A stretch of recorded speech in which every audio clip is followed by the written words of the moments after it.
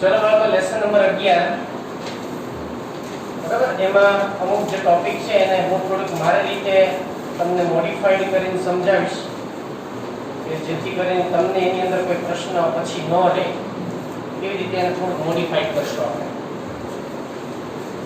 આમ તો text book ની અંદર જ્યાંથી પ્રશ્ન હોઈ શકે બરાબર તમને 11મા ચેપ્ટર ની અંદર તો એ લગભગ આરડી અને ટેકનોલોજી થી હોય શરૂઆતનો કોઈ એમાં ટોપિક જે છે ઓલરેડી એનસીઆરટી માં કાઢી નાખવામાં આવ્યો છે એટલે આરડી અને ટેકનોલોજી જે છે ને બરાબર એનાથી આપણે એમાં થોડી વાત કરશું એટલે તમને જેમાં આરડી અને ટેકનોલોજી જે આપેલી છે જમીન વિજ્ઞાનની વિદ્યા શું છે અને એના બધા જે ક્લોનિંગનું સ્થળાંતરણ ને બધું જે બાબતો છે બરાબર એની અંદર આરડી અને ટેકનોલોજીની જે વાત કરવામાં આવેલી છે વૈજ્ઞાનિકો દ્વારા એટલે કે કોહેન અને બોયર ત્યાંથી આપણે એમાં શરૂ કરીએ એ પહેલા થોડુંક આપણે સમજવું જરૂરી છે કે ક્લોનિંગ શું છે જનીનનું સ્થળાંતરણ શા માટે જરૂરી છે બરાબર ચલો ત્યાંથી આપણે થોડીક એને ટોપિકને સમજવાનો પ્રયત્ન કરીએ હવે સૌથી પહેલી વસ્તુ એ છે કે આપણે ડીએનએ ટેકનોલોજી જે છે એનો ઉપયોગ આપણે બાયોટેકનોલોજીનો ઉપયોગ શા માટે જરૂરી છે બાયોટેકનોલોજી જરૂરી શા માટે છે એની શું જરૂરિયાત છે આપણે બરાબર આપણે ધારો કે બાયોટેકનોલોજીની વાત કરીએ તો આ જે બાયોટેકનોલોજી એની જરૂરિયાત શું છે આની શરૂઆત શા માટે થઈ એની શરૂઆત એટલા માટે થઈ કેમ કે અત્યાર સુધીના જે બધા પ્રયોગોના આધારે વૈજ્ઞાનિકો દ્વારા એક વાત એવી સ્પષ્ટ જણાવી દીધેલી હતી કોઈ બ્રીડિંગ ને પરિણામે આપણે નવી સંતતિ ઉત્પન્ન કરી શકાય છે અથવા તો અલિંગી પ્રજનનને પરિણામે નવી સંતતિનું નિર્માણ થઈ શકે છે જો સંતતિ નિર્માણ બે રીતે થાય સમજો એક છે અલિંગી પ્રજનન અને બીજું છે લિંગી પ્રજનન બરાબર સંતતિ નિર્માણ બે રીતે થાય એમાંનું એક જેને આપણે અલિંગી પ્રજનન કહીએ છીએ અને બીજું જે છે એને આપણે લિંગી પ્રજનન કહીએ છીએ હવે લિંગી પ્રજનનની અંદર શું થાય તો કે બે પિતૃ હોય એક પિતૃ જે છે નર તરીકે હોય બીજું પિતૃ માદા તરીકે હોય નર અને માદાના જુદા જુદા લક્ષણો જે છે સંતતિમાં ઉતરી આવે છે અને પેઢી દર પેઢી આ લક્ષણો જે સંતતિમાં ઉતરી આવે તો દર પેઢી દરેકની અંદર જમીની ફેરફારો જોવા મળતા હોય છે બરાબર તો એની અંદર ક્યારેક એવું પણ થાય ને કે ઈચ્છિત લક્ષણોની જગ્યાએ અનિચ્છિત લક્ષણોનું પ્રમાણ વધતું છે યાદ કરજો આપણે સ્વફલન કે સંકરણ વિશેની વાત કરી ચૂક્યા છીએ જેમાં અનિચ્છિત લક્ષણોનું પ્રમાણ વધતું જાય છે તો આને દૂર કરવા માટે શું કરવાનું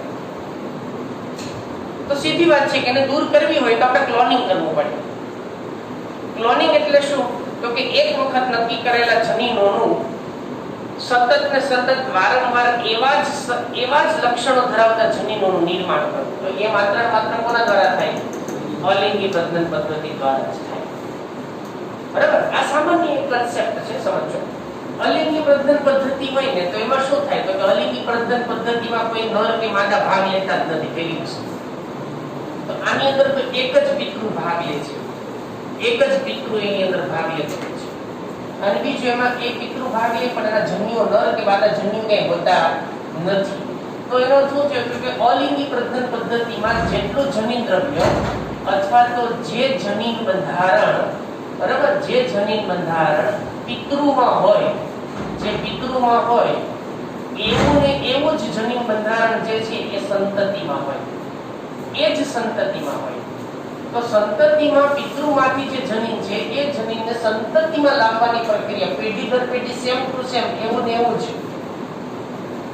બરાબર તો પિતૃના જનીનોને સંતતિમાં બહુગુણન કરવાની પદ્ધતિ જે છે એને આપણે સામાન્ય રીતે શું કહીએ છીએ ક્લોનિંગ કહીએ છીએ ઓલરેડી તમે પ્રજનનવાળા ચેપ્ટરમાં પણ ભણી ચૂક્યા છો લેસન નંબર 1 બરાબર કે પિતૃની આબેહૂબ પ્રતિકૃતિ જેને આપણે ક્લોનિંગ તરીકે ઓળખીએ છીએ કે જે પિતૃની આબેહૂબ પ્રતિકૃતિ એટલે સંતતિ હોય જનીનિક લક્ષણો સેમ ટુ સેમ એવા જ હોય તેમ ક્લોનિંગ કહેવાય તો બાયોટેકનોલોજીની મદદથી આપણે એ જ વસ્તુ છે કે ભાઈ સારા અને ઈચ્છિત લક્ષણો ધરાવતા જે જનીનો છે એ જનીનોને વારંવાર આપણે એનું ડુપ્લિકેશન કરાવવાનું છે એનું બહુગુણન કરાવવાનું છે અને એ બહુગુણન કરાવી અને આપણે એમાંથી નિપજ સારા પ્રમાણમાં મેળવી શકીએ. એટલે એક ધારી નિપજ જ મળી શકે.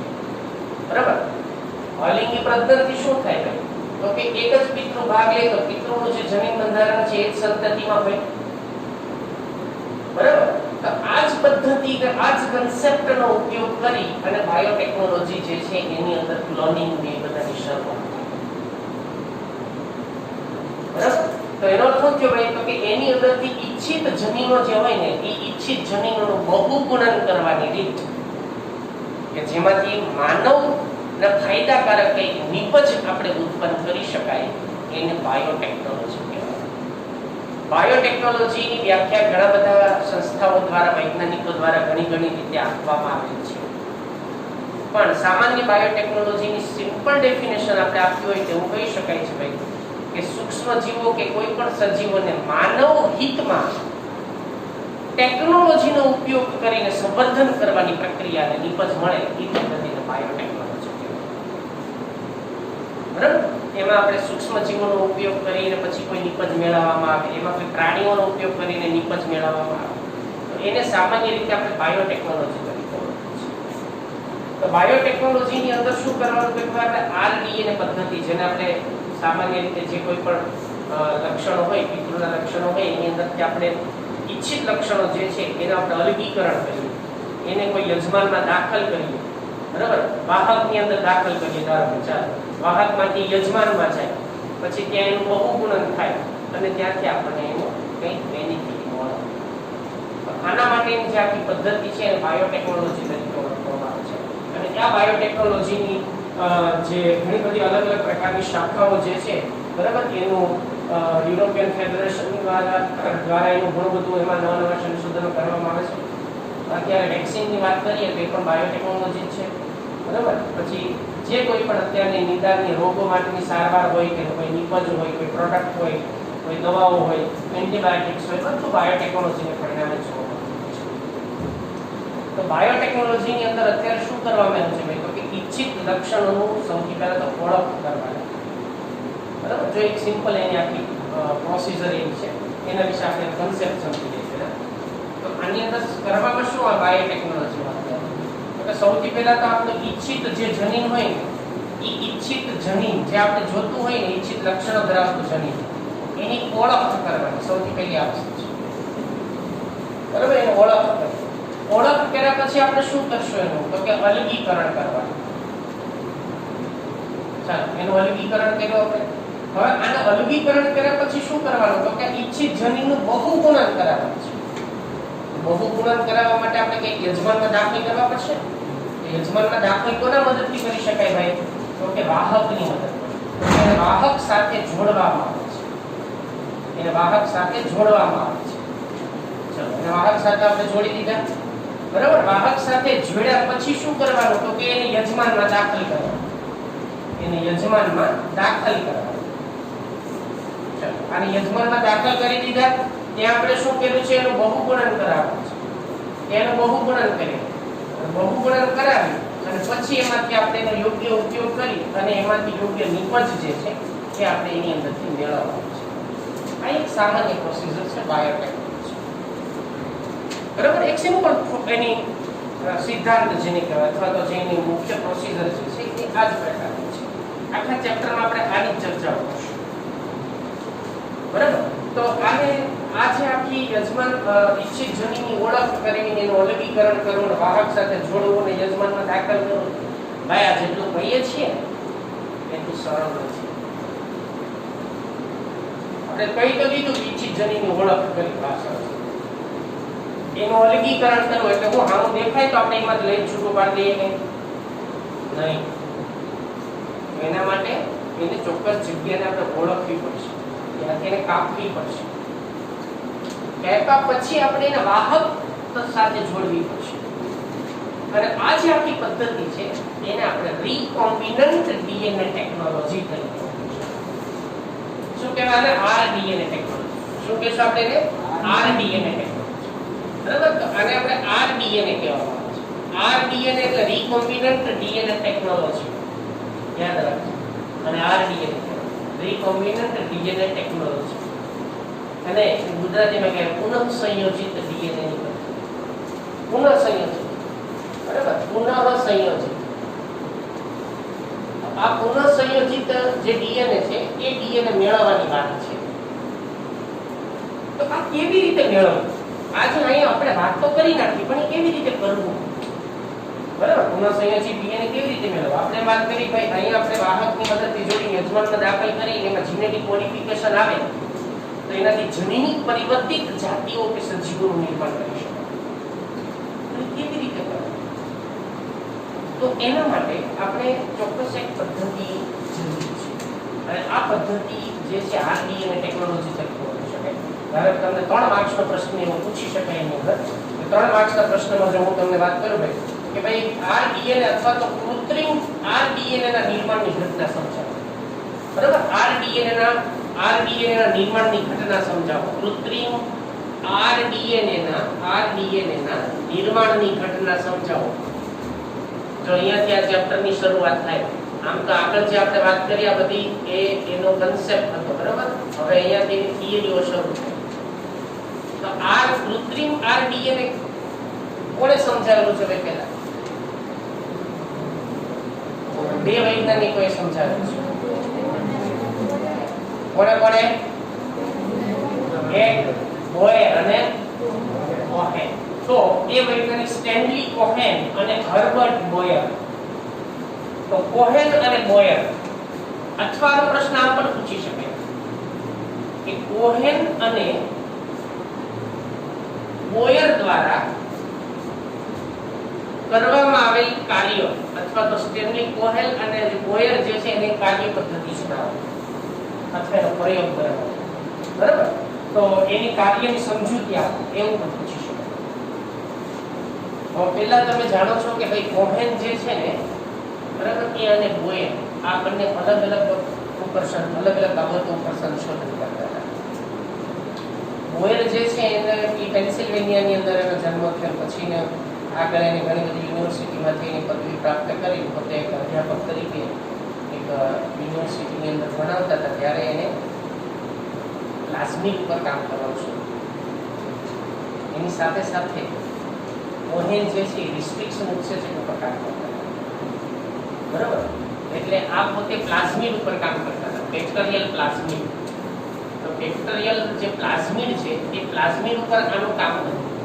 પ્લાઝમિડ શું છે, એ કેવી રીતે, એ કયા પ્રકારનો જનીનદ્રવ્ય છે, એ શું કાર્ય કરે છે, એની પેટર્ન શું છે, એની સંખ્યા શું છે, એના ઉપર કામ કરતા હતા. કોહેન છે ને એ રિસ્ટ્રિક્શન ઉત્સેચક ઉપર કામ કરતા હતા. આ બંને કોન્ફરન્સમાં ભેગા થયા. કોહેન અને બોયર કોન્ફરન્સમાં ભેગા થયા. એટલે એને એવી બે ચર્ચા કરી. ચર્ચાના અંતે બે ભેગા થઈને કામ કરવાનું વિચાર્યું, અને જેને રિકોમ્બિનન્ટ ડીએનએ નો પાયો નાખ્યો. બરાબર, તો હવે એને શું કર્યું? આને ખબર હતી કે ભાઈ બેક્ટેરિયલ ડીએનએ પ્લાઝમિડ શું છે. પહેલા તો પ્લાઝમિડ શું છે એ સમજી. બરાબર, પ્લાઝમિડ શું છે? પ્લાઝમિડ એક વાહક છે. પણ એ છે શું? તો કે બેક્ટેરિયાની અંદર આવેલું વધારાનું જનીનદ્રવ્ય એને પ્લાઝમિડ કહેવાય. ધારો કે આ એક બેક્ટેરિયા છે. બેક્ટેરિયામાં પોતાનું તો રંગસૂત્રીય ડીએનએ છે જ, મતલબ પોતાનું જનીનદ્રવ્ય તો ગૂંચળાયેલું છે જ, પણ એ સિવાયનું એક વધારાનું જનીનદ્રવ્ય પણ એની અંદર આપણને ગોળાકાર આવેલું જોવા મળતું છે. આ એની અંદર આવેલું વધારાનું જે સર્ક્યુલર ડીએનએ છે, ગોળાકાર ડીએનએ છે, આને પ્લાઝમિડ કહેવાય. સર્ક્યુલર ડીએનએ, ગોળાકાર ડીએનએ, એને પ્લાઝમિડ કહેવાય. બરાબર, તો પ્લાઝમિડ એ બેક્ટેરિયામાં આવેલું વધારાનું જનીનદ્રવ્ય છે, અને એ જનીનદ્રવ્યનું નિયંત્રણ એના પોતાના રંગસૂત્રીય ડીએનએ ની અંતર્ગત હોતું નથી. એ સ્વયં સંચાલિત છે. બરાબર, એટલે એ પોતાનું નિયંત્રણ જાતે જ કરી શકે છે. એને બેવડાવવું કે નથી બેવડાવવું, એને શું કાર્ય કરવું, એ આને પૂછવા નહીં જાય ભાઈ મારે શું કરવું મને કહો. એટલે કે એનું નિયંત્રણ આનું જે કોઈ પણ રંગસૂત્રીય જે કોઈ પણ એની અંદરનું અથવા તો જે એનું ડીએનએ છે, બરાબર, એની નિયંત્રણમાં નથી હોતું. આ સ્વતંત્ર હોય છે. એના ઉપર કોણ કામ કરતું હતું? ભાઈ બોયર કામ કરતા હતા. અને બોયરે એવું પણ જોયું કે દરેક બેક્ટેરિયામાં આ પ્લાઝમિડની સંખ્યા 1 પણ હોય અને કોઈનામાં 100 પણ હોય. જરૂરી નથી એક જ હોય, 1 થી 100 જેટલી સંખ્યા પણ આવેલી હોઈ શકે છે, શક્યતા છે, બરાબર. એટલે આની સંખ્યા 1 થી 100 જેટલી સંખ્યાની અંદર એ બેક્ટેરિયાની અંદર આવેલા હોઈ શકે છે. દરેક જાતિ પ્રમાણે જુદી જુદી હોય, બેક્ટેરિયલ સ્ટ્રેન પ્રમાણેની સંખ્યા જુદી જુદી હોય. તો આ એના ઉપર કામ કરતા હતા. આ ભાઈ રિસ્ટ્રિક્શન ઉત્સેચક ઉપર કામ કરતા હતા, બરાબર. એના વિશે પછી હું આગળ ડિટેલમાં ચર્ચા કરીશ. પહેલા આપણે આને શું કર્યું તો એ જ સમજવાનું છે. એટલે આ બે ભેગા થયા ને એને આને ખબર છે પ્લાઝમિડ શું છે, આને ખબર છે પ્લાઝમિડ ને તોડવું હોય, કાપવું હોય, કોઈ પણ રંગસૂત્ર મતલબ ડીએનએ તો કેવી રીતે કાપવું એના વિશેની માહિતી હતી, બરાબર. ક્યાંથી કાપવું, કેવી રીતે કાપવું એ બધું આને ખબર હતી, પણ કોને કાપવું એના વિશે આને ખબર હતી. આઈડિયા આવી ગયો આખો. આને પ્લાઝમિડના સ્ટ્રક્ચર વિશે ખબર હતી, પણ પ્લાઝમિડને ક્યાંથી કાપવું એના માટેના જે જરૂરી ઉત્સેચકો આ ભાઈને ખબર હતી. એટલે બે ભેગા બરાબર. અને એને રિકોમ્બિનન્ટ ડીએનએ ટેકનોલોજી જે છે એની શરૂઆત. તો એને સૌથી પહેલા એક બેક્ટેરિયા ઉપર પ્રયોગો કર્યા. બેક્ટેરિયાનું નામ છે એની અંદર ઓબ્જેક્ટિવ પ્રશ્ન અંડરલાઈન કરજો, બરાબર. સાલ્મોનેલા ટાઇફિમોરિયમ. સાલ્મોનેલા ટાઇફિમોરિયમ નામના એક બેક્ટેરિયા લીધા. કયા બેક્ટેરિયા? સાલ્મોનેલા ટાઇફિમોરિયમ. ટાઇફિમોરિયમ આ બેક્ટેરિયાને લીધા છે. સાલ્મોનેલા ટાઇફિમોરિયમ. આ સાલ્મોનેલા ટાઇફિમોરિયમ નામના જે બેક્ટેરિયા છે, આ બેક્ટેરિયામાંથી એને પ્લાઝમિડ અલગ કર્યો. ધ્યાન આપજો અહીંયાથી ખાસ. આ બેક્ટેરિયાની અંદરથી એને પ્લાઝમિડનું અલગીકરણ કર્યું. આ પ્લાઝમિડ છે બેક્ટેરિયા, બરાબર. આના પ્લાઝમિડનું અલગીકરણ કર્યું. તો સૌથી પહેલા શું કર્યું તો કે સાલ્મોનેલા ટાઇફિમોરિયમ નામના જે બેક્ટેરિયા છે એ બેક્ટેરિયામાંથી એને પ્લાઝમિડ જે છે એનું એ પ્લાઝમિડનું અલગીકરણ કર્યું. એટલે પ્લાઝમિડને એમાંથી જુદું પાડ્યું. હવે એને શું કરવાનું હતું? હવે પછી કામ કરવું હતું તો કે કોહેનને નક્કી કર્યું ભાઈ આની અંદરથી આપણે એમાં ઈચ્છિત જનીન ઉમેરવાનું છે. પ્લાઝમિડ વાહક તરીકે કામ કરશે ને તો એને ઈચ્છિત જનીન ઉમેરવું પડશે ને આપણે. તો ઈચ્છિત જનીન ઉમેરવા માટે પ્લાઝમિડને શું કરવું પડશે? કાપવું પડશે. તો એ મોલેક્યુલર સીઝર વિશેની માહિતી કોને હતી? કોહેનને હતી. એટલે હવે કોહેનનું કામ શરૂ.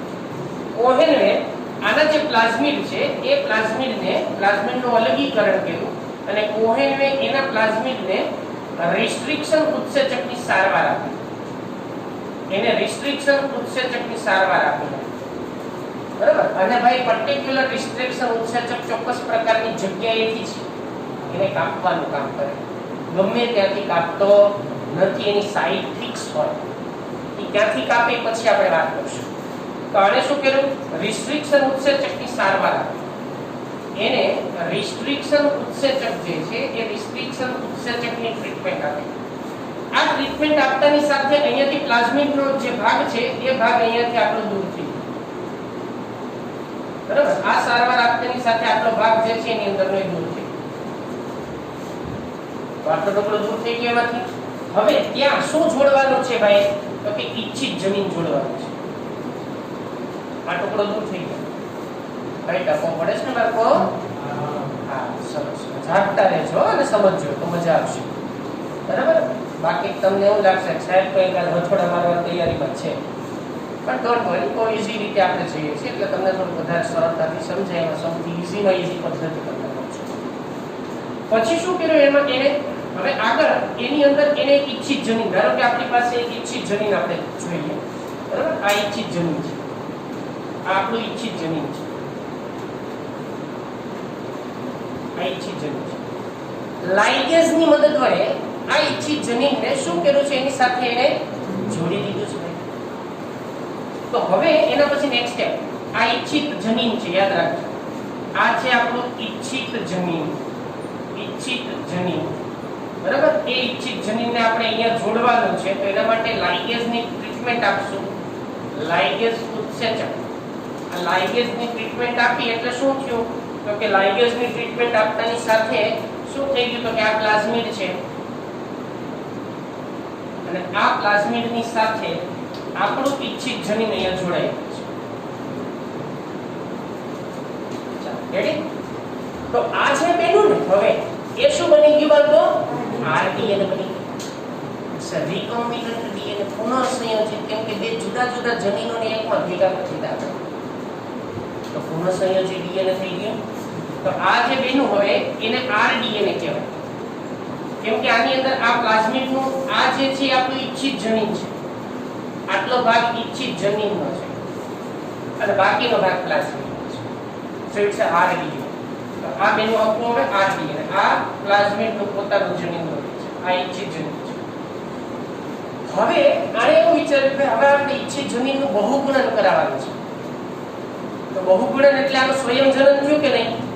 તો બેક્ટેરિયાનું કોષ વિભાજન થાય, બરાબર? કોષ વિભાજન થાય, બેક્ટેરિયા ખૂબ ઝડપથી કોષ વિભાજન પામે છે, આપણે બધા જાણીએ છીએ. તો એને શું કર્યું? આ જે RDNA જે છે ને પ્લાઝમિડનું, એને ઇકોલાઈમાં ટ્રાન્સફર કર્યું. હતા કે ના? હતા કોના? સાલ્મોનેલા ટાઇપમોરિયમ. એના કેમ કે સાલ્મોનેલા ટાઇપમોરિયમ અને ઇકોલાઈ છે ને એની સામ્યતા લક્ષણોની ઘણી બધી સરખી છે, બરાબર? એટલા માટે એને શું કર્યું કે આ જનીન જે છે એ જનીનને એને શેમાં તો કે ભાઈ ઇકોલાઈમાં દાખલ કરી દીધું, પ્લાઝમિડ, બરાબર? શેમાં દાખલ કર્યું? ઇકોલાઈમાં. તો આ ઇકોલાઈ બેક્ટેરિયા છે, એમાં એને આને દાખલ કરી દીધું. એનું પોતાનું ઇકોલાઈ બેક્ટેરિયા, યાદ રાખો આ ઇકોલાઈ છે. ઇકોલાઈમાં દાખલ એટલા માટે કર્યા કેમ કે આપણે એનું બહુગુણન કરાવવાનું છે, બરાબર? અને આ એનું આપણું ઈચ્છિત જનીન છે. હવે આપણે એને ડીએનએ પોલિમરેઝની ટ્રીટમેન્ટ આપશું. યાદ કરો ડીએનએ પોલિમરેઝ શું કામ કરે છે? બહુગુણન દ્વિગુણનની પ્રક્રિયા યાદ છે ને? આપણે ડીએનએ નો દ્વિગુણનની વાત ઓલરેડી કરી ચૂક્યા છીએ. તો એમાં ડીએનએ પોલિમરેઝ આવે અને બધા ન્યુક્લિયોટાઇડને જોડીને આખું નવું ફરી વખત શૃંખલા બનાવે છે. તો અહીંયા પણ એ જ થશે. આને આપણે ડીએનએ પોલિમરેઝની સારવાર આપશું, ડીએનએ પોલિમરેઝ એની ટ્રીટમેન્ટ આપશું આપણે. તો ડીએનએ પોલિમરેઝની ટ્રીટમેન્ટ આપવાને પરિણામે આનું આપણે ક્લોનિંગ કરી અને ક્લોનિંગની મદદ વડે એટલે કે એનું બહુગુણન કરાવે અને બહુગુણનની પ્રક્રિયા થાય અને જેથી આપણે ઈચ્છિત જનીનની માત્રા આપણને વધારે પ્રમાણમાં પ્રાપ્ત થાય. કમ્પ્લીટ ભાઈ ખ્યાલ આવી ગયો બધાને? આ કોણે કામ કર્યું હતું? કાર્ય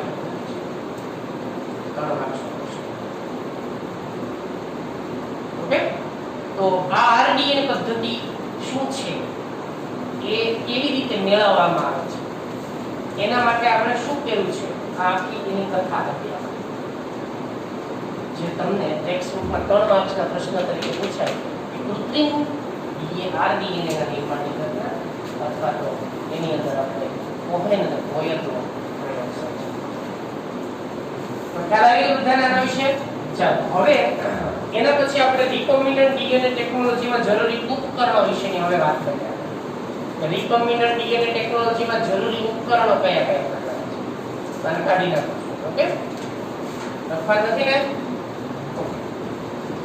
બાયોટેકનોલોજીની અંદર હવે આપણે RDNA અહીંયા આપણે ઘણી બધી વાત કરી. જો મેં ઉપકરણો તો તમને તેમ આગળ આપણે વાત કરી દીધી છે કયા કયા ઉપકરણોની જરૂર પડશે, પણ હવે ઉપકરણોને આપણે ડિટેલમાં સમજીએ કે જે ઉપકરણોનો ઉપયોગ કર્યો, જેમ કે રિસ્ટ્રિક્શન ઉત્સેચક ઉપકરણ છે, વાહક પ્લાઝમિડ ઉપકરણ છે, બરાબર? પછી એને ક્યાંથી કાપ્યો ને ક્યાંથી જોડો, તો એ બધા ઉપકરણ છે. પછી અહીંયાથી દાખલ થઈ ગયું તેમાં એની શું ખાતરી તમને, બરાબર? તો એના માટે પણ આપણે અલગ અલગ પ્રકારની જે બાબતો છે એને આપણે સમજીએ. તો હવે આપણે વાત કરશું કે ભાઈ પુનઃસંયોજિત ડીએનએ જે પદ્ધતિ છે RDNA ટેકનોલોજી છે, બરાબર? એમાં જરૂરી ઉપકરણો કયા કયા પ્રકારના છે એના વિશેની હવે આપણે ચર્ચા કરીએ. તો રિકોમ્બિનન્ટ ડીએનએ ટેકનોલોજી એમાં જરૂરી ઉપકરણો એના વિશે વાત કરીએ. RDNA ટેકનોલોજીમાં જરૂરી ઉપકરણો. હવે જો કોની જરૂરિયાત છે ને RDNA ટેકનોલોજીમાં એના વિશેની વાત કરવાની છે. બહુ ઈઝી ટોપિક છે, સમજો ખાસ, કશું જ નથી ભાઈ, આ બહુ ઈઝી ટોપિક છે. તેમાં શું જોઈએ પહેલા આ પ્રયોગમાં એના વિશેનું આપણે લિસ્ટ બનાવીએ. સામાન્ય રીતે આપણે વાત ઓલરેડી કરી ચૂક્યા છીએ કે સૌથી પહેલા તો એને કાપવા માટેનું ઉત્સેચક જોશે. આ ઉત્સેચકને આપણે શું કહેશું? રિસ્ટ્રિક્શન ઉત્સેચક. એટલે ઈ જોશે પહેલા રિસ્ટ્રિક્શન ઉત્સેચક. ચલો આની આપણે પહેલા જરૂર પડશે. ચલો બીજું ઉપકરણ તરીકે શું લેશો આપણે એમાં જોડવા માટે કોનો ઉપયોગ કરશું? લાઇગેસ. એટલે એ બીજો જરૂરિયાત છે આપણે લાઇગેસ. ચલો ત્રીજી વસ્તુ આપણે લાઇગેસ ને જોડ્યા પછી શેમાં મૂકશું? આપણે એને શું કરશું? વાહક.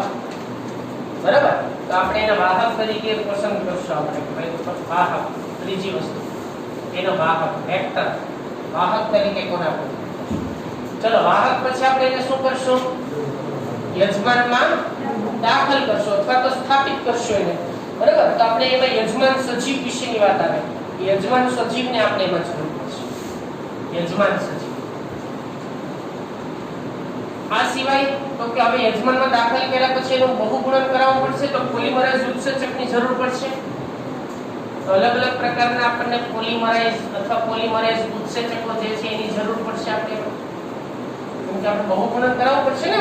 તો આપણે અહીંયા વાત કરીએ આપણે કે એમાં ડીએનએ પોલિમરેઝની આવશ્યકતા છે, તો એની એમાં જરૂરિયાત આપણને એમાં પડવાની છે.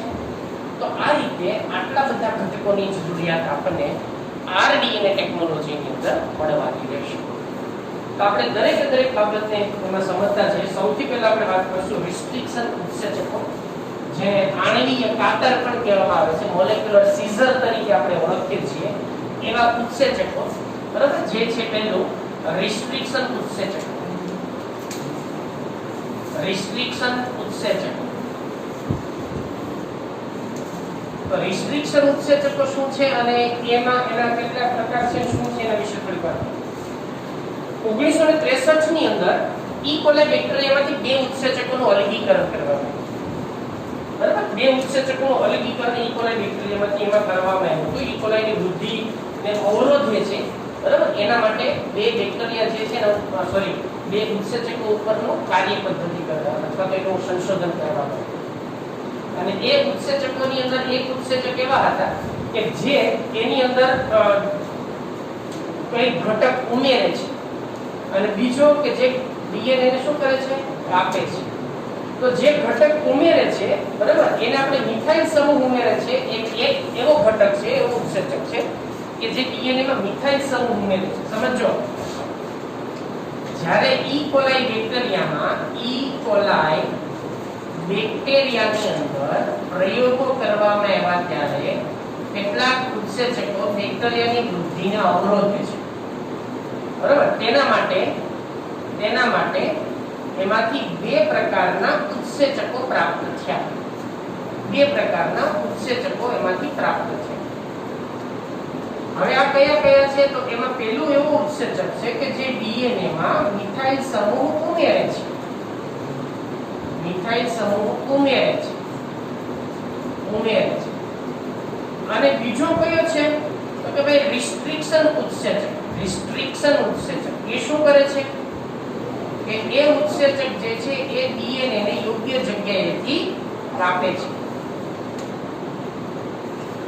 હવે તમને પ્રશ્ન એ થાય કે મિથાઇલ સમૂહનું શું કાર્ય છે? કહેશો કે ભાઈ મિથાઇલ સમૂહ શું કામ કરે? મિથાઇલ સમૂહ એમાં આવેલો હોય ને, ઉમેરે છે. એ વાત કરી મિથાઇલ સમૂહ ઉમેરે છે. બરાબર, તો એ મિથાઇલ સમૂહ જે છે એ ડીએનએ માં મિથાઇલ સમૂહ ઉમેરવાથી શું ફાયદો થાય?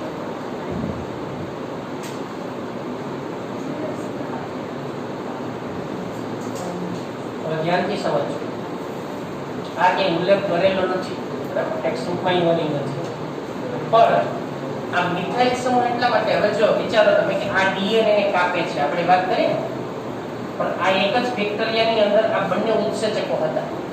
બરાબર, મતલબ કે આના ડીએનએ ની અંદર આ બંને ઉત્સેચકો જે છે એ કામ કરતા હતા. તો હવે આ ડીએનએ ને કાપે છે, ક્યાંથી કાપે ભાઈ? તો કે પેલિન્ડ્રોમિક શૃંખલા ઉપરથી કાપે. બરાબર, એ તો આપણે જાણીએ છીએ. ક્યાંથી કાપશે? પેલિન્ડ્રોમિક શૃંખલા. તો પેલિન્ડ્રોમિક શૃંખલા જે છે, પેલિન્ડ્રોમિક શૃંખલા ઉપરથી કાપે. બરાબર, ત્યાંથી કાપે, શૃંખલા પરથી એને કાપે છે. પણ ત્યારે એવું બની શકે કે બેક્ટેરિયલ ડીએનએ ની પોતાની પણ પેલિન્ડ્રોમિક શૃંખલા હોઈ શકે.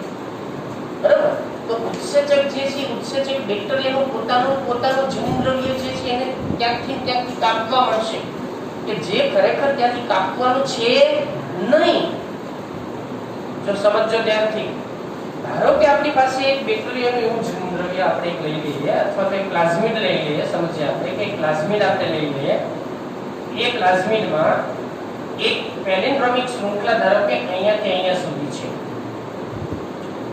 પણ જરૂર નથી કે એક જ જગ્યાએ હોય, એ તો એક કરતા વધારે સ્થાન ઉપર પણ આવેલી હોઈ શકે, બરાબર? કેમ કે આ તો રિપીટ થતી હોય કન્ટિન્યુઅસ ડીએનએ. આપણે હ્યુમન જીનોમ પ્રોજેક્ટમાં તમે ભણી ગયા છો કે ઓલરેડી ઘણી બધી નાઇટ્રોજન બેઝની શૃંખલા જે ટેન્ડમલી રિપીટ થતી હોય છે, બરાબર? વેરિયેબલ નંબર ઓફ ટેન્ડમલી રિપીટ આપણે જાણીએ છીએ, VMTR વિશે તમે જાણો છો, તો અહીંયા પણ એવું હોઈ શકે ને.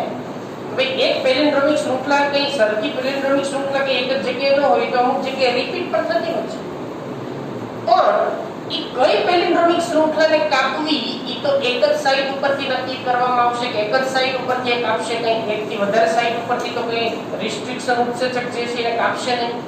અને કાપશે તો ક્યાંથી ક્લોનિંગ કરવું, કોનું ક્લોનિંગ કરવું, ક્યાં શું જોડવું, એની પરિસ્થિતિ ઉલટાની વધારે જટિલ બની છે. તો એટલા માટે જ્યારે કોઈ પણ ડીએનએ ની અંદર એક કરતા વધારે પેલિન્ડ્રોમિક શૃંખલા આવેલી હોય ત્યારે જે પ્રકારનું રિસ્ટ્રિક્શન ઉત્સેચક એમાં છે એ રિસ્ટ્રિક્શન ઉત્સેચક ખબર છે કે ક્યાંથી કાપવાનો છે, એની ફિક્સ હોય. દરેક રિસ્ટ્રિક્શન ઉત્સેચક પર્ટિક્યુલર સાઇટ ઉપરથી જ કાપે છે, એ ફિક્સ જ સ્થાન હોય. તો બાકીની પેલિન્ડ્રોમિક શૃંખલાની સાથે મિથાઇલ સમૂહ જોડાઈ જાય છે. એડેનિન સાથે જોડાય, થાઇમિન સાથે જોડાય, સાઇટોસિન સાથે જોડાય, ગ્વાનિન સાથે જોડાય, ગમે એની સાથે જોડાય છે. પણ મિથાઇલ સમૂહ, મિથાઇલ સમૂહ એ ડીએનએ ની સાથે જોડાઈ જાય છે. જેથી શું થાય તો કે મિથાઇલ સમૂહ જોડાઈ ગયો એટલે રિસ્ટ્રિક્શન ઉત્સેચક જે પેલિન્ડ્રોમિક શૃંખલા ઉપર મિથાઇલ સમૂહ જોડાઈ જાય એ પેલિન્ડ્રોમિક શૃંખલાને પેલિન્ડ્રોમિક તરીકેની ઓળખ કરી શકશે નહીં, એટલે ત્યાંથી નહીં કાપે. જે સ્થાન ઉપર મિથાઇલ સમૂહ નહીં ઉમેરાય એ પેલિન્ડ્રોમિક શૃંખલા જે છે ખુલ્લી રહેશે, બરાબર? એટલે એ પેલિન્ડ્રોમિક શૃંખલાને રિસ્ટ્રિક્શન ઉત્સેચક ઓળખે છે અને ત્યાંથી કાપી નાખશે. તો મિથાઇલ સમૂહ કેટલો ઇમ્પોર્ટન્ટ છે કે મિથાઇલ સમૂહ જે છે ને ખરેખર શું નક્કી કરે છે કે રિસ્ટ્રિક્શન ઉત્સેચકને ક્યાંથી કાપવું ને એનું સ્થાન મિથાઇલ સમૂહ દ્વારા નક્કી થઈ શકે છે. બરાબર? ટપો પડ્યો? હા તો બરાબર. મિથાઇલ સમૂહનું કામ એ છે કે બધી પેલિન્ડ્રોમિક માંથી અમુક પેલિન્ડ્રોમિક બ્લોક કરી દેવાની, એક પેલિન્ડ્રોમિક ખુલ્લી રાખવાની જ્યાંથી એમ રિસ્ટ્રિક્શન તો હોય. ઓકે? એટલે એક કરતા વધારે ટુકડા થાય નહીં એ અટકાવવાનું કામ મિથાઇલ સમૂહ છે. તો હવે રિસ્ટ્રિક્શન ઉત્સેચક વિશે તમે બધા જાણો છો ભાઈ કે રિસ્ટ્રિક્શન ઉત્સેચકનું નામકરણ કેવી રીતે કરવામાં આવતું હોય છે, બરાબર? ધારો કે આપણે એની અંદરનો રિસ્ટ્રિક્શન ઉત્સેચક જે છે એના વિશે વાત કરી ભાઈ ઇકો R1, ઇકો R1, બરાબર? તો આની અંદરના નામકરણમાં ઇકો એટલે શું થશે? ઇકોલાઈ બેક્ટેરિયા જે છે એ બેક્ટેરિયાની નામ ઉપરથી આપવામાં આવ્યું છે, જાતિની પછી એના જાતિના ઇસ્ચેરેસિયા કોલાઈ, બરાબર? પછી R શું નક્કી કરશે? એની જાત અર્થાત એની સ્ટ્રેઇન નક્કી કરે છે. અને પાછળના જે રોમન અંક છે એ બેક્ટેરિયાની જાતના કયા ક્રમમાંથી મેળવવામાં આવ્યો છે, એની જાતનો પણ કયો ક્રમ, બરાબર? એના આધારે રોમન અંક નક્કી કરવામાં આવે છે. તો આ રીતે ઇસ્ચેરેસિયા કોલાઈ કે જે ચોક્કસ પ્રકારની જે ઇસ્ચેરેસિયા કોલાઈમાંથી મેળવવામાં આવતો ઇકો R1, બરાબર? એ RY13 એમની જે કોઈ પણ એમાંની ઇસ્ચેરેસિયા કોલાઈની જે જાતિ છે એમાંથી એને મેળવવામાં આવેલો છે. અને સૌથી પહેલો મળેલો રિસ્ટ્રિક્શન ઉત્સેચક કયો છે? HIND2. ઓબ્જેક્ટિવ પ્રશ્ન માટે યાદ રાખજો. સૌપ્રથમ પ્રાપ્ત થયેલો રિસ્ટ્રિક્શન ઉત્સેચક જે છે એની અંદરનો એ છે HIND2. આ સૌથી પહેલો પ્રાપ્ત થયો છે, બરાબર? અને ઇકો R1 જે છે પછી એટલે ઇકો R અને 1 આ ત્રણનો શું અર્થ છે એ આપણે અહીંયા સમજી લઈએ. એટલે આ રીતે એનું નામકરણ જે છે કરવામાં આવતું છે. હવે બીજી જો આપણે વાત કરીએ એની અંદર તો રિસ્ટ્રિક્શન ઉત્સેચક જે છે એનું ચોક્કસ પ્રકારનું કાર્ય શું છે ભાઈ? આ શું કામ કરે છે? તો કે ડીએનએ ને ચોક્કસ જગ્યાએથી તોડવાનું. પણ કઈ જગ્યાએથી? શું કહેવાય એને? પેલિન્ડ્રોમિક શૃંખલા જે કેટલા બેઝ પેર ધરાવતી હોય? 4 થી 8.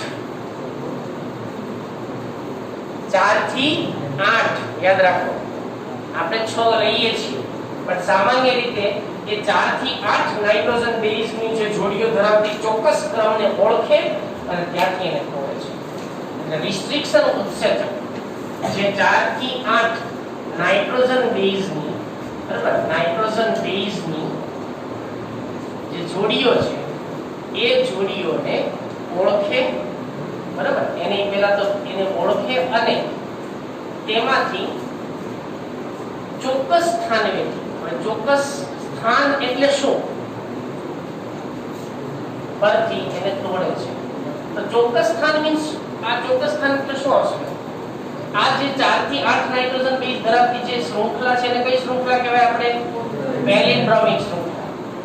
પેલિન્ડ્રોમિક શૃંખલા કહીશું આ પેલિન્ડ્રોમિક શૃંખલાની જો હું તમને એક વાત કરું ધારો કે એની અંદર પેલિન્ડ્રોમિક શૃંખલા આપણે એક સમજીએ કે આ એક ડીએનએ છે બરાબર એની પેલિન્ડ્રોમિક શૃંખલા આપણે સમજીએ 5 પ્રાઇમ ટુ 3 પ્રાઇમ અથવા 5 3 બેઝ બરાબર તો એમાં આપણે ધારો કે પેલિન્ડ્રોમિક શૃંખલા લઈએ G A A T T C આ પેલિન્ડ્રોમિક શૃંખલા આપણે લઈએ છીએ તો અહીંયા પેલિન્ડ્રોમિક શૃંખલામાં ડીએનએ ના બેઝ પેર શું આવશે અહીંયા વિચારો તો તમે અહીંયા શું આવશે G A A T T C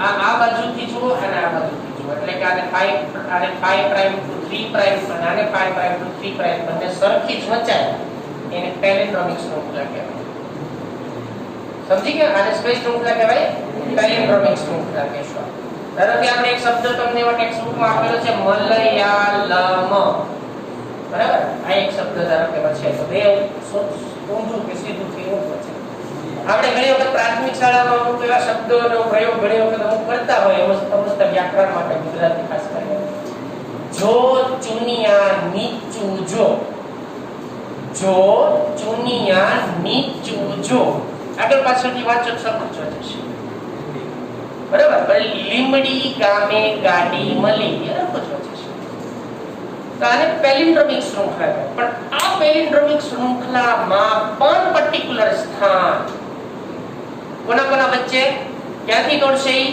G અને A વચ્ચે ક્યાંથી તોડશે યાદ રાખો ક્યાંથી G અને A વચ્ચેથી સેન્ટરમાંથી નથી તોડતો ભાઈ વચ્ચેથી નથી તોડતો બરાબર એ G અને A આ બંને વચ્ચે જ્યાં ફોસ્ફેટ અને શર્કરા જોડાણી છે યાદ છે ને ભાઈ ન્યુક્લિયોટાઇડ નું સ્ટ્રક્ચર યાદ છે તો એમાં શર્કરા અને ફોસ્ફેટ જોડાયેલા હોય ખબર છે તમને જ્યાં શું જોડાયેલું હોય શર્કરા અને ફોસ્ફેટ તો G અને A ની વચ્ચે જ્યાં જ્યાં પણ શર્કરા અને ફોસ્ફેટ જોડાયેલા છે શર્કરા અને ફોસ્ફેટ બરાબર કોના વચ્ચેથી શર્કરા અને ફોસ્ફેટ તો કે G અને A વચ્ચે શર્કરા અને ફોસ્ફેટ જ્યાંથી છે ત્યાંથી એની બ્રેકડાઉન કરે છે દરેક આપે છે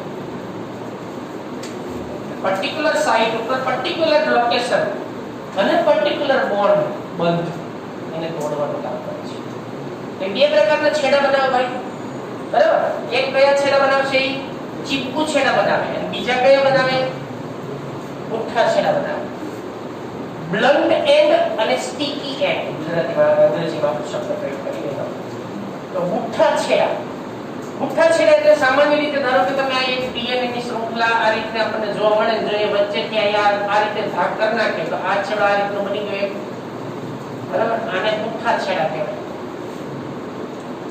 બ્લન્ટ એન્ડ પુઠ્ઠા છેડા હવે તમે વિચારો કે આ ડીએનએ ની જે રચના છે એની અંદર હવે આ રીતે ધારો કે એને કાપવામાં આવે આ રીતે અહીંયા કંઈક આને આ રીતે કાપી નાખ્યું છે બરાબર અને બીજાને આપણે આ રીતે કાપી નાખ્યું તો આ જે બે છેડા બન્યા એને ચીપકુ છેડા કહેવાય કયા છેડા કહેશો આપણે એને ચીપકુ છેડા એટલે ઝડપથી ચીપકી જાય સ્ટીકી એન્ડ હવે તમે એક સિમ્પલ વસ્તુ વિચારો ભાઈ કે આ માર્કર કે તમે એની જગ્યાએ એક લાકડી વિચારો તમે એના બે છેડા આમ આ પુઠ્ઠો છેડો કહેવાય હવે આને તમે આમ સીધા ચોંટાડો એના કરતા આને થોડુંક આપણે છોલી નાખીએ સ્લાન્ટ ત્રાસુ બરાબર એ જ રીતે આને પણ આપણે ત્રાસુ છોલી નાખીએ પછી તમે બેને ભેગી કરો ઉપર ઓવરલેપ કરી તો મજબૂતાઈ શેમાં વધશે કાપેલ છેડામાં મતલબ કયા છેડામાં ચીપકુ છેડા છે, એને ચીપકુ છેડા કહેવાય. તો આ કામ કરે છે રિસ્ટ્રિક્શન ઉત્સેચક. તો રિસ્ટ્રિક્શન ઉત્સેચક શું છે, કેવી રીતે કામ કરે છે, કેવી એનું વર્ગીકરણ જે છે, વર્ગીકરણની અંદર કેવી રીતે એમાં પેલિન્ડ્રોમિક શૃંખલા શું છે, બરાબર, આ બધા વિશે આપણે વાત કરી. એના બે પ્રકાર છે, એન્ડોન્યુક્લિયસ અને એક્ઝોન્યુક્લિયસ. રિસ્ટ્રિક્શન એન્ડોન્યુક્લિયસ જે કયા છેડા બનાવે છે, ચીપકુ છેડા, અને રિસ્ટ્રિક્શન એક્ઝોન્યુક્લિયસ કયા બનાવે છે, બુઠ્ઠા છેડા. અને હા, બીજી વસ્તુ ભાઈ, ઈ કયા સ્થાનવેથી કાપે ને એના આધારે એને નામ આપવામાં આવે છે. રિસ્ટ્રિક્શન એન્ડો ઈ વચ્ચેથી કાપે છે, રિસ્ટ્રિક્શન એક્ઝો ઈ છેડાના ભાગથી કાપે છે, બરાબર. એટલે આ રીતે એની અંદરના જે બે પ્રકાર છે એ આપવામાં આવે છે. પણ પુનઃસંયોજિત ડીએનએ ટેકનોલોજીમાં કયા છેડા, કયા ઉત્સેચકનો ઉપયોગ થાય છે? આપણે રિસ્ટ્રિક્શન ઉત્સેચકના બે પ્રકાર છે, રિસ્ટ્રિક્શન એન્ડોન્યુક્લિયસ, બરાબર, રિસ્ટ્રિક્શન એન્ડોન્યુક્લિયસ, અને બીજો પ્રકાર છે એનો કયો, રિસ્ટ્રિક્શન એક્ઝોન્યુક્લિયસ. રિસ્ટ્રિક્શન એક્ઝોન્યુક્લિયસ અથવા એક્ઝોન્યુક્લિયસ. પણ આની અંદરથી આપણે ડીએનએ આરડીએનએ ટેકનોલોજીમાં જેનો ઉપયોગ કરશું એ કયો છે, રિસ્ટ્રિક્શન એન્ડોન્યુક્લિયસ, જે ચીપકુ છેડા છે. આનો આપણે ઉપયોગ કરશું. એટલે આ રીતે કઈ રીતે ઉત્સેચકો જે છે ક્યાંથી શું કાપે છે એના વિશે આપણે વાત થઈ ગઈ. હવે અહીંયા સુધી સમજાઈ ગયું બાળકો બધાને? Very good. તો હવે એની અંદર પુનઃસંયોજિત ડીએનએ ટેકનોલોજી કઈ પ્રકારની છે એ આપણે એના આધારે સમજીએ. પુનઃસંયોજિત ડીએનએ ટેકનોલોજી જે છે કઈ પ્રકારની? હવે આરડીએનએ પદ્ધતિ વિશે હું વાત કરું છું, એની પદ્ધતિ, બરાબર. આરડીએનએ પદ્ધતિ વચ્ચે એક ટોપિક એમાં ટેક્સ્ટબુકમાં તમને આપેલો છે. ધારો કે આરડીએનએ પદ્ધતિમાં શું હોય સમજો. આરડીએનએ પદ્ધતિમાં તમારી પાસે એક વિદેશી જનીન છે, આ ફોરેન ડીએનએ છે, અને વિદેશી જનીન કહેવાય. એટલે ફોરેન થી નથી લાવ્યું આપણે, પણ યજમાનનું ન હોય ને એટલે એને ફોરેન કહેવાય. મતલબ આપણું ન હોય, તમારામાંથી ધારો કે મારામાં તમારામાં જનીનનું ટ્રાન્સપ્લાન્ટેશન કરવામાં આવે તો તમારું જનીન એ મારા માટે ફોરેન ડીએનએ કહેવાય, મારું જનીન તમારા માટે ફોરેન ડીએનએ કહેવાય. સમજ્યા વસ્તુ?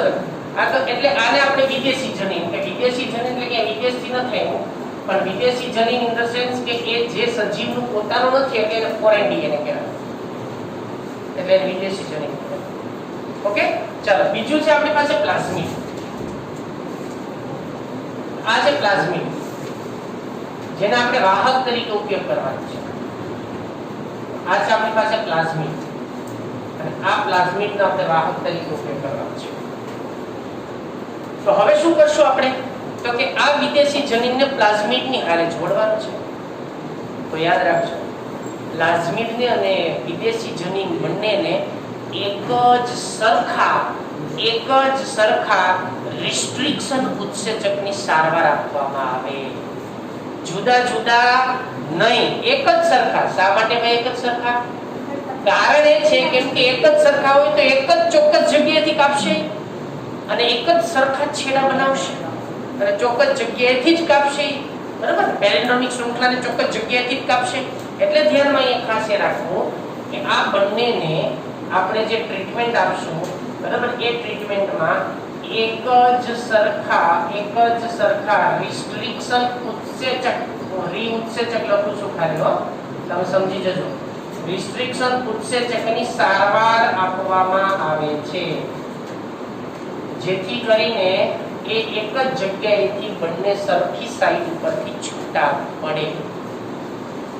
ચાલો હવે આપણે શું કર્યું ભાઈ? તો કે આ વિદેશી જનીનમાં આટલો ટુકડો જે આપણે જોતો તો એ મળી ગયો છે. ચાલો આ વિદેશી જનીનનો ટુકડો આટલો ઈચ્છિત જનીન હતો એ મળી ગયો આપણને. આ શું થઈ ગયું આપણું? હવે ઈચ્છિત જનીન થઈ ગયું છે. હવે આની અંદર શું થશે તો કે પ્લાઝમિડમાંથી અમુક સાઈડ દૂર થઈ જશે. ચાલો આટલો ભાગ દૂર થઈ ગયો, બરાબર. હવે આપણે કોનો ઉત્સેચકનો ઉપયોગ કરશું? લાઇગેન્સ. અને ભાઈ મેં તમને કીધું કે અહીંયાથી જે ભાગથી દૂર કરે, પેલિન્ડ્રોમિક શૃંખલાને ઓળખે જ્યાંથી દૂર કરે એ ભાગ કયો હતો? G અને A વચ્ચે કઈ સ્થાન? શર્કરા અને ફોસ્ફેટના ભાગથી શું કરે છે? એને આ પર્ટિક્યુલર સાઇટ છે અને આ સાઇટ ભાઈ આ સાઇટ રિસ્ટ્રિક્શન ઉત્સેચકના પ્રકારને આધારે બદલાતી રહે છે. ઓકે, પણ અહીંયા આપણે એવું માની લઈએ છીએ કે આ જ સાઇટ વચ્ચેથી કાપશે. પણ હા, એક વસ્તુ તમારે ધ્યાન માટે કહી દઉં છું અથવા તમને જાણ માટે કહી દઉં છું કે દરેક રિસ્ટ્રિક્શન ઉત્સેચકના પ્રકારને આધારે આની સાઇટ અલગ અલગ હોઈ શકે છે અને પેલિન્ડ્રોમિક શૃંખલા પણ જુદી જુદી હોઈ શકે છે. Keep in mind. ઓકે, બધી વસ્તુ સરખી હોતી નથી, એના પ્રકાર પર આધારિત હશે. ચાલો, હવે આ આપણે અહીંયા જે છેડા બન્યા છે, આ બંને જે છેડાનો ભાગ આનો જે બન્યો છે આને ચીપકુ છેડા કહેવાય. કયા છેડા કહેવાય? એને ચીપકુ છેડા. તો આના પણ આ ચીપકુ છેડા બન્યા, ચીપકુ છેડા. હવે આપણે એક ઉત્સેચક લાવશું. કયો ઉત્સેચક? લાઇગેઝ. શું કરશું? લાઇગેઝ ની મદદ વડે આને આપણે જોડી દઈશું. લાઇગેઝ. તો આ લાઇગેઝ જે છે એની સાથે આપણે હવે લાઇગેઝ ની ટ્રીટમેન્ટ આપતાની સાથે આ પ્લાઝમિડ જે છે એ પ્લાઝમિડમાં આપણે ઇચ્છિત જનીન, હું આને અહીંયા બીજા કલરથી દર્શાવું એટલે તમને થોડો કલર ખ્યાલ આવે. આ બ્લુ કલર તો અહીં દર્શાવું છું. તો આ કયું ડીએનએ મેળવો? હવે આપણે આરડીએનએ. આરડીએનએ એટલે સમજી ગયા ને? રિકોમ્બિનન્ટ ડીએનએ, પુનઃ સંયોજિત ડીએનએ. મળી ગયું પ્લાઝમિડ, આપણને રિકોમ્બિનન્ટ પ્લાઝમિડ મળી ગયું. હવે આપણે શું કરવાનું છે? આપણે બહુગુણન. તો બહુગુણન માટે આપણે કેમાં દાખલ કરશું? યજમાનમાં દાખલ કરશું. ધારો કે આપણે એની યજમાનમાં બહુગુણન કરવા માટે આપણે એની યજમાનમાં દાખલ કરીએ છીએ. આ છે યજમાન, બરાબર? ઈ કોલાઈ લઈ લે, કોઈ પણ બેક્ટેરિયાની યજમાન તરીકે આપણે લઈ શકાય છે. એટલે યજમાનમાં આપણે દાખલ કરીએ છીએ. આ યજમાનમાં આપણે એને દાખલ કર્યું છે. આ એનું પોતાનું ડીએનએ છે યજમાનનું, અને આપણે દાખલ કરેલું પ્લાઝમિડ આ છે. હવે યજમાનમાં એનું બહુગુણન થાય, બરાબર? યજમાનમાં એનું બહુગુણન થાય અને એમાંથી ઘણી બધી આની નકલો તૈયાર પ્રાપ્ત થાય. બસ આ છે આ ડીએનએ ટેકનોલોજી. ક્લિયર? બરાબર? આ રીતે એની અંદર પદ્ધતિ જે છે આખી એ રીતે એની અંદર કરવામાં આવતો. ચલો, હવે પ્રશ્ન એ છે કે આની અંદર આ ડીએનએ ના જે ખંડો છે એ ખંડો છૂટા પડ્યા પછી આપણે એનું અલગીકરણ કરવું ને એનું મેળવવું ને એના માટેની એક પદ્ધતિ છે જેને આપણે ડીએનએ ના ખંડોના અલગીકરણની પદ્ધતિ, અલગીકરણ અને પૃથ્થકરણ તરીકે ઓળખવામાં આવે છે, અને એ છે અગારોસેલ, જેને જેલ ઇલેક્ટ્રોફોરેસિસ તરીકે ઓળખી શકાય. તો આ અગારો જેલ ઇલેક્ટ્રોફોરેસિસ કઈ આ ટોપિક મારે સમજાવવો જરૂરી છે. હું ખાલી ઉડતી એક વાત એને આઉટલાઈન કહી દઉં તો સમજાઈ જશે ને તમને. તો હવે આપણે શું કરવાનું છે કે જેલ ઇલેક્ટ્રોફોરેસિસ એક પદ્ધતિ છે જેમાં આપણે ડીએનએ ને જે ટુકડા કર્યા છે, ટુકડા કરેલા ડીએનએ નું અલગીકરણ કેવી રીતે કરવું એ આપણને અગરમાંથી જે ચોક્કસ પ્રકારનું એક માધ્યમ બનાવવામાં આવે છે, અગર મીડિયમ અથવા તો એને અગર માધ્યમ કહેવાય. અને ઇલેક્ટ્રોફોરેસિસ એક પદ્ધતિ છે જેમાં ઇલેક્ટ્રોન એટલે પાવર સપ્લાયનો આપણે ઉપયોગ કરશું. અને આપણે જાણીએ છીએ ડીએનએ કેવા વીજભારિત છે? ઋણ વીજભારિત છે. એટલે એની અંદર આવી એક નાની ટ્રે હોય, આ રીતની એક ટ્રે હોય એમાં, બરાબર? આને જેલ ઇલેક્ટ્રોફોરેસિસ ટ્રે કહેવાય. આ ટ્રે ની અંદર આપણે જેલ ભરી દીધેલી છે, બરાબર? એની અંદર જેલ ભરી દીધેલી છે. એમાં આવા નાના નાના ખાના હોય, આ રીતે ખાના એની અંદર નાના નાના મૂકવામાં આવેલા હોય. હવે એમાં આપણે જે ડીએનએ છે એમાં રિસ્ટ્રિક્શન ઉત્સેચક ને આ બધું ઉમેરી અને આખું એમાં અલગીકરણ આપણે કરવાનું છે ઈચ્છિત જનીન. અહીંયા જે આપણે વાત કરી ને કે આ ઈચ્છિત જનીનનું અલગીકરણ કરવાનું છે. તો આપણે ખબર છે કે આપણે જે ઉત્સેચક રિસ્ટ્રિક્શન નાખશું એ તો ચોક્કસ જગ્યાએથી જ કાપવાનો છે. એ ઉત્સેચકનો પ્રકાર આપણે ખબર છે કે આપણે ભાઈ મેં એની અંદર રિસ્ટ્રિક્શન ઉત્સેચક 1 એ ઉમેરો છે. તો 1 ક્યાંથી કાપશે હું જાણું છું. રિસ્ટ્રિક્શન ઉત્સેચક 15 એને ઉમેરો છે. 15 ક્યાંથી કાપશે હું જાણું છું. સમજ્યા તમે? તો એવા એના એક ડબ્બી લેવાની, એ ડબ્બીની અંદર એ બધું ડીએનએ નાખી દેવાનું, ઉત્સેચકો નાખી દેવાના એની અંદર, બરાબર? આ બધું એમાં ઉમેરી દેવાનું. અને પછી એને આપણે થોડીક વાર એમાં એને સેન્ટ્રીફ્યુજ ને એવું બધું થોડું કરી નાખે, પછી એમાંથી ડીએનએ સેમ્પલ લઈ અને એ સેમ્પલ આ ખાનામાં ભરી દેવાનું તમારે. રાખી દીધું આપણે એમાં. હવે એની સાથે પાવર સપ્લાય તમારે જોડી દેવાનો, બરાબર. એક નંબર ધારો કે પોઝિટિવ નેગેટિવ કોઈ પણ ચાર્જ, એટલે ડીએનએ કયો ચાર્જ છે? નેગેટિવ. તો એ કોના તરફ આવશે? પોઝિટિવ ચાર્જ તરફ આવશે. આવશે ને? તો એ નેગેટિવ થી પોઝિટિવ તરફ આવશે. હા, પણ એક વસ્તુ ધ્યાનમાં રાખવાની કે જેટલા નાઇટ્રોજન બેઝ નું કદ હશે ને, જેવડું નાઇટ્રોજન બેઝમાં ન્યુક્લિયોટાઇડની સંખ્યા જેટલી હશે ને, એમાં જે બેઝ પેરની જેટલું કદ હશે ને, ઈ પ્રમાણે એ મૂવમેન્ટ થશે, બરાબર. એટલે જેમ હવે સમજો, જેમ બેઝ પેર વધારે તો એનું ડિસ્ટન્સ ઓછું હશે, જેમ બેઝ પેરની સંખ્યા ઓછી એમ ડિસ્ટન્સ વધારે હશે. શા માટે? હવે તમે એક વિચારો, ભાઈ એક બે બાળકો આપણે એક દોડવાની હરીફાઈમાં લીધા છે, બરાબર. એકનો વજન જે છે 120 કિલો છે, બીજાનો વજન જે છે 30 કિલો છે. એકનો 30 કિલો, એકનો 120 કિલો વજન છે. હવે દોડતા હોય તો સ્વાભાવિક છે કે ભાઈ 120 કિલો વાળો જે છે તો હજી આમ પહેલા તો બહુ પૂરેપૂરું બળ કરશે, પણ થોડોક જાય ને ત્યાં ઢીલો ઢબ થઈ જાય. પણ 30 કિલો વાળો જે છે એ ગોળીને જેમ આગળ વયો જશે. સેમ વસ્તુ છે ભાઈ. નાઇટ્રોજન બેઝ પેરનું જેમ base pair, number of base પેર વધારે, એમ એની અંદર કિલોબાઇટ સંખ્યાની અંદર વધારો થશે, કે કેબીમાં વધારો થશે. તો એની અંદર એટલા માટે એનું ડિસ્ટન્સ ઓછું હશે, બરાબર. જેનું ડિસ્ટન્સ વધારે હોય એનો અર્થ શું થયો કે એક ઓછા બેઝ પેર વાળા હોય, એ રીતે એનું મૂવમેન્ટ થાય, બરાબર. લંબાઈ છે ત્યાંથી આગળ વધતા છે. હવે એને જોવા માટે આપણે એમાં કંઈક અભિરંજક ઉમેરવો પડશે બાળકો. અને આનું નામ છે ઇથિલિયમ બ્રોમાઇડ.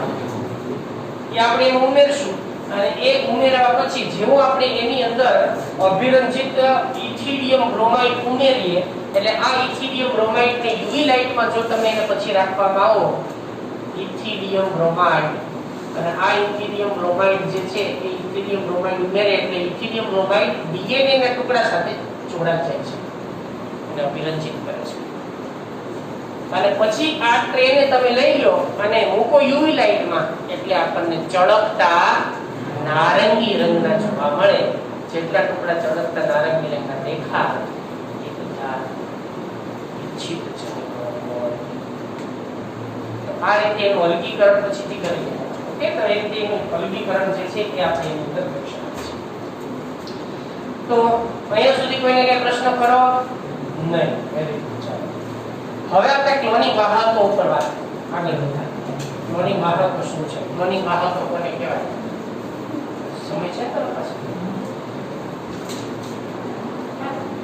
5 મિનિટ. ઓકે, તે વાહકો પૂરા કરી નાખશું તો ના નહીં છે. તો હવે આપણે બાયોટેકનોલોજીની અંદર ઉપકરણોમાં રિસ્ટ્રિક્શન ઉત્સેચક વિશેની વાત કરી, લાઇગેજ વિશેની ચર્ચા કરી કે કઈ રીતે કામ કરે છે, બરાબર. હવે આપણે એમાં ક્લોનિંગ વાહકો વિશેની થોડીક વાત કરીએ કે વાહક તરીકે કોનો ઉપયોગ કરવામાં આવે છે, શા માટે એનો જ ઉપયોગ કરવામાં આવે છે. તો ક્લોનિંગ વાહકો,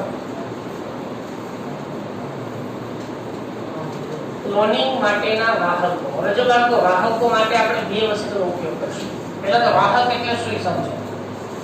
વાહક એટલે કે આપણા ઈચ્છિત ડીએનએ ને યજમાનમાં દાખલ કરવા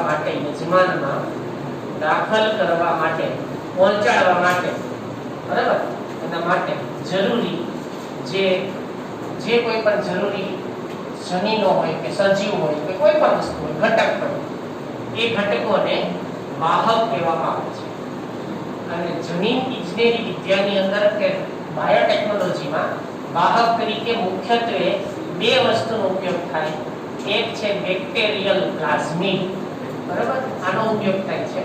અને બીજી વસ્તુ છે એમાંની બેક્ટેરિયોફેજ વાયરસ.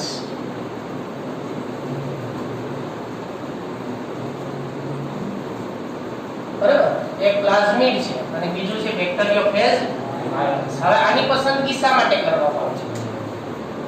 એની પસંદગી એટલા માટે કરવામાં આવે છે, એનું કારણ એ છે કેમ કે એ બેક્ટેરિયોફેજ હોય કે પછી પ્લાઝમિડ હોય, કે રંગસૂત્રીય ડીએનએ કરતા એનું નિયંત્રણ જે છે પોતે સ્વયં રીતે કરી શકે છે, એટલે કે એનું નિયંત્રણ રંગસૂત્રીય ડીએનએ ના હેઠળ હોતો નથી, એટલા માટે આપણે એની પસંદ કરી છે. બરાબર. બીજી વસ્તુ કે બેક્ટેરિયોફેજ જે છે, બેક્ટેરિયોફેજની જે સંખ્યા છે વાયરસ તરીકેની આપણે જોઈએ તો એની સંખ્યામાં આપણે ઝડપથી વધારો કરી શકાય છે. કોષની અંદર એની સંખ્યા વધારે ઝડપથી વધારો કરી શકાય છે, એટલે આપણે એની કોષમાં તેની જે સંખ્યા છે એ સંખ્યા વધારે હોય છે. બરાબર. એટલે આપણે લેવામાં આવે છે, વધારે હોય છે અને ઉત્પન્ન પણ વધારે કરી શકાય છે, એટલે આપણે એને પણ લેવામાં આવે છે. બીજું બેક્ટેરિયલ પ્લાઝમિડ. બેક્ટેરિયલ પ્લાઝમિડમાં મેં તમને આગળ વાત કરી કે ઘણી અંદર એની સંખ્યા 10 પણ હોય, અમુકમાં 100 જેટલી પણ હોય, જાતિઓ પ્રમાણે જુદી, કોઈમાં 1 પણ હોય, કોઈમાં 10 પણ હોય, કોઈમાં 100. અને આનું નિયંત્રણ પોતે પોતાની રીતે કરે. સેમ બેક્ટેરિયોફેજ વાયરસ જે છે, વાયરસ પણ પોતાનું જે વાયરલ ડીએનએ છે એનું નિયંત્રણ પોતાના અંડરમાં જ હોય. જે કોષમાં એની સાથે જોડાયેલો હોય એના અંડરમાં ક્યારે હોતો નથી. એટલે આ રીતે વિદેશી ડીએનએ ની સાથે કોને જોડવામાં આવે છે ભાઈ? વિદેશી ડીએનએ ની સાથે. વિદેશી ડીએનએ એટલે સમજી ગયા ને તમે? Foreign DNA. બરાબર. તો વિદેશી ડીએનએ ની સાથે આપણી પાસે વિદેશી ડીએનએ છે અને આ વિદેશી ડીએનએ ની સાથે આપણે વાહક તરીકે કોને જોડવા ઈચ્છિત વાહક તરીકે કાં તો પ્લાઝમિડને જોડવામાં આવે છે અથવા તો શેને? બેક્ટેરિયોફેજ વાયરસ એને લેવામાં આવે છે અને આનું સ્થળાંતર બરાબર ક્યાં કરવામાં આવે છે પછીથી? તો કે એની નકલો તૈયાર કરવા માટે એને સક્ષમ યજમાનમાં બહુગુણન કરવા માટે દાખલ કરવામાં આવે છે. એની નકલો તૈયાર કરવા જે કોઈ પણ સક્ષમ યજમાન હોય એ સક્ષમ યજમાનમાં આપણે એને દાખલ કરવામાં આવે છે. તો એટલા માટે આપણે બેક્ટેરિયોફેજ વાયરસ અને પ્લાઝમિડને વાહક તરીકે પસંદ કરવામાં આવે છે. તો આ હતા વાહક વિશે. ખ્યાલ આવી ગયો બધાને? આપો અહીંયા સુધી કોઈને કઈ ડાઉટ નથી ને? તો આપણે નેક્સ્ટ લેક્ચરમાં સ્વયંજનની ઉત્પત્તિ અને પસંદગીમાં લેખક અને ક્લોનિંગની જગ્યાઓ વિશે આગળ વધારશું, એટલે તમને ઓવરડોઝ પાછો ન થાય. બાકી હું ચેપ્ટર પૂરું જ વર્તે તમારા 1 કલાક હજી ગયા હોય તો બરાબર. પણ આપણે નેક્સ્ટ લેક્ચરમાં પછી ચર્ચા કરીએ કે તમારે તબક્કાવાઇઝ તૈયાર થાય. ઓકે.